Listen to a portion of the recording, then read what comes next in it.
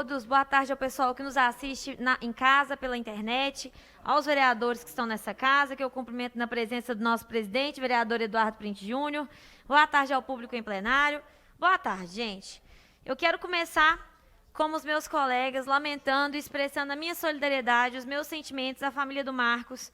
Quando a gente chegou aqui nessa casa, o meu gabinete, nós, como vereadora de primeiro mandato que eu sou, né? A gente chegou um pouco perdido, precisando de ajuda, e o Marcos foi um dos servidores dessa casa que me ajudou muito a minha equipe. E essas pessoas que nos estendem a mão, a gente nunca esquece, né?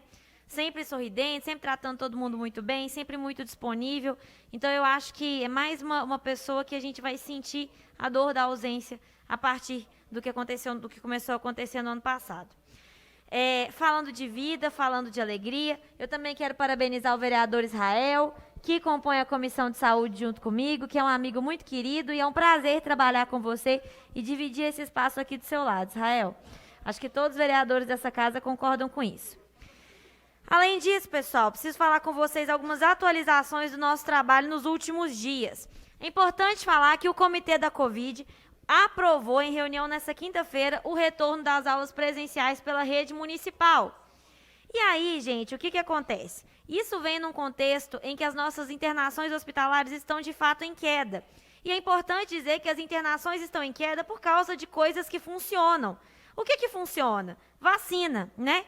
Então, quando a gente está falando de ampliar a vacinação, o óbvio acontece. As pessoas começam a não ser internadas, as pessoas começam a não precisar de apoio hospitalar e médico, e a gente consegue diminuir esses índices e desafogar um pouco o nosso sistema. Com tudo isso, pessoal, ficou diagnosticado que há possibilidade de retorno, o comitê aprovou e eu tenho acompanhado isso muito de perto. O problema, gente, é que apesar de ter acontecido alguns aditivos nas escolas, nos caixas escolares, isso não vai ser suficiente para que as escolas e os CMEs banquem o retorno. É importante lembrar, gente, que quando a gente está falando do retorno e da volta às aulas, nós temos um gasto que não é de um momento só. Não é apenas do ato do retorno. A compra de insumos, de álcool em gel, de detergente, de papel toalha, nada disso, pessoal, é só no ato do retorno. E a gente sabe que o consumo desses itens está muito menor com os alunos fora da escola. Então, a gente tem uma situação, por exemplo, de um CMEI que tem 300 alunos e não recebe nem 30 mil por ano do município. Isso está dentro da lei? Isso está dentro da lei, mas isso é legal? Isso é moral? Isso não é moral. E a gente sabe que isso não é uma coisa que foi a gestão atual que fez, sempre foi assim, só que a gente precisa corrigir. Até porque uma das coisas que mais me arrepia o cabelo da cabeça é alguém falar assim, mas sempre foi assim. Uai, se sempre foi assim, então a gente pode desistir, então. A gente está aqui para mudar as coisas, para melhorar, para construir, para resolver. Então, assim, pode ter sido sempre assim, mas agora não vai dar para ser assim. Então, a gente precisa garantir que essas escolas tenham um reforço no caixa escolar para que as diretoras consigam comprar os insumos e para que a gente consiga ter segurança para os alunos e para os profissionais. Como presidente da Comissão de Educação, eu tenho visitado todas as escolas com protocolo de retorno aprovado da rede municipal para que a gente consiga fazer o melhor trabalho possível nesse momento, que é sim importante e necessário, mas tem que ser feito em segurança.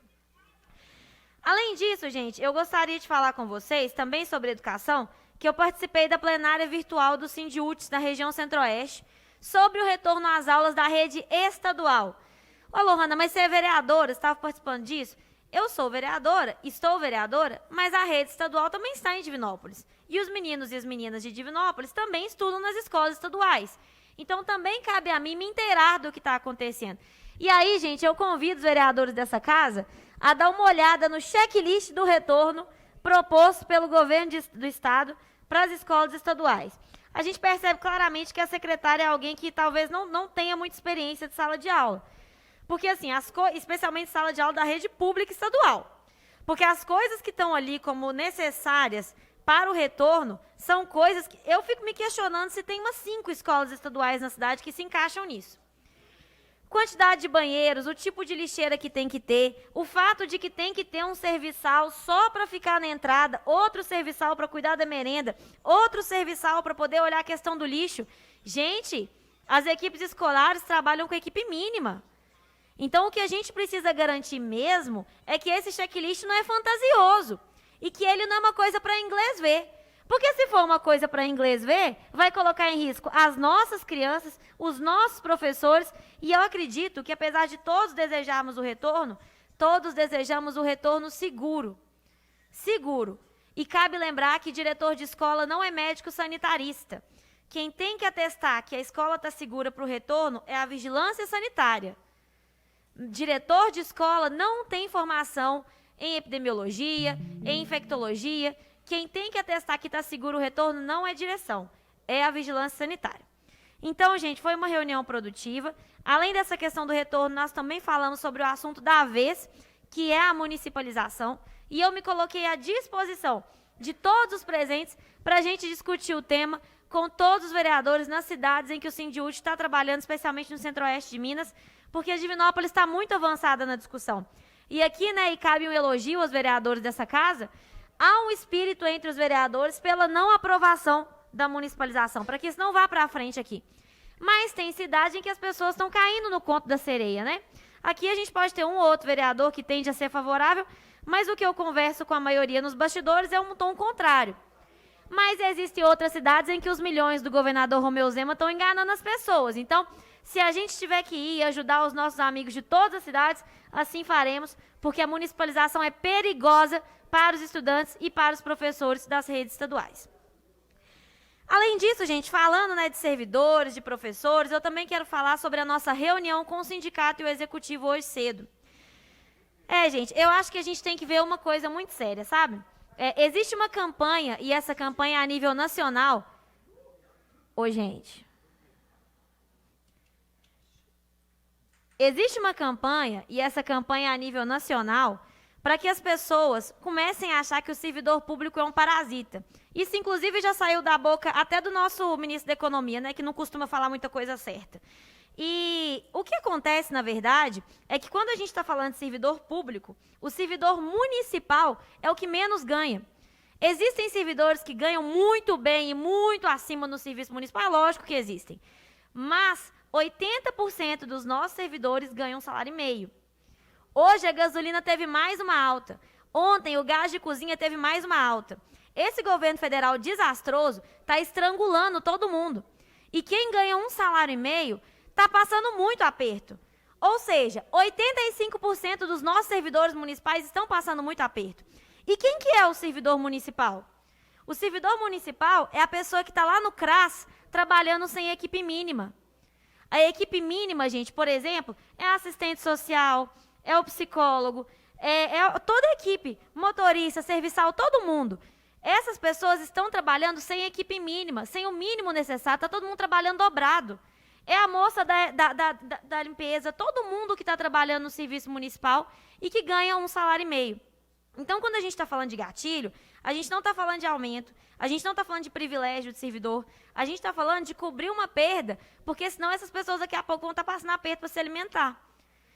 E é importante lembrar que o vereador tem que estar ao lado das pessoas, ao lado do povo. Eu estou ao lado do servidor público. Eu entendo a situação orçamentária difícil do município, mas eu também ressalto que ela não era surpresa nenhuma. Quando o executivo assumiu, ele sabia que a situação da prefeitura não estava boa. Agora, não precisa dar 5%. Propõe um valor menor, propõe parcelar, negocia com o sindicato, todo mundo vai ter que ceder. Ninguém vai sair do jeito que queria dessa história. Nem o executivo vai conseguir sair sem dar o reajuste, nem o sindicato vai ter o reajuste que é o certo pela lei. Mas a algum nível de consenso a gente tem que chegar. E eu, enquanto vereadora, estou aqui para auxiliar nesse processo. Além disso, gente, também quero falar com vocês uma boa notícia que a gente conseguiu, que foi a questão da minha indicação 777-2021. Eu protocolei, presidente, uma indicação para que o município possa negociar e celebrar contratos com empresas juniores. Quem não sabe o que são as empresas juniores, gente, nós temos 2 alunos aqui do Roberto Carneiro. Boa tarde, meninos.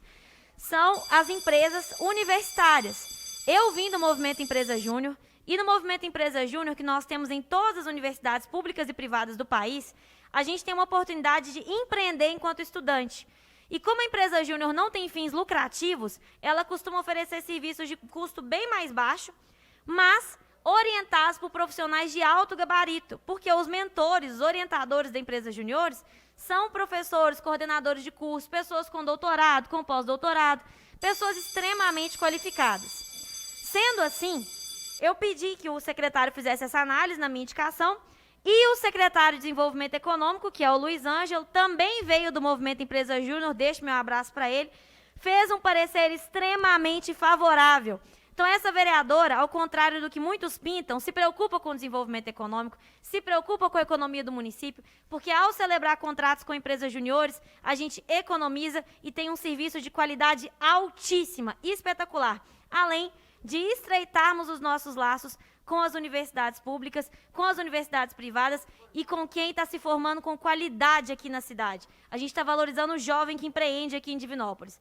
Esse mandato se preocupa com a juventude. Então, eu agradeço ao secretário, agradeço ao prefeito, estou muito satisfeita com essa conquista e doida para ver, em breve, publicado no Diário, a gente ter contratos sendo fechados com empresas juniores.